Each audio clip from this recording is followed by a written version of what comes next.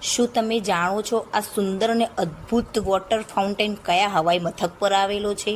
આ સિંગાપુરના ચાંગી હવાઈ મથક ઉપર આવેલો છે.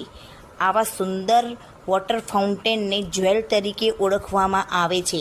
આવો સુંદર વોટરફોલ અને સુંદર આવું હવાઈ મથક ચાંગી જોવા માટે મારા વિડીયોને લાઈક અને સબસ્ક્રાઈબ કરો, જેથી કરીને હું તમને આ સુંદર હવાઈ મથક મારા બીજા વિડીયોમાં બતાવી શકું.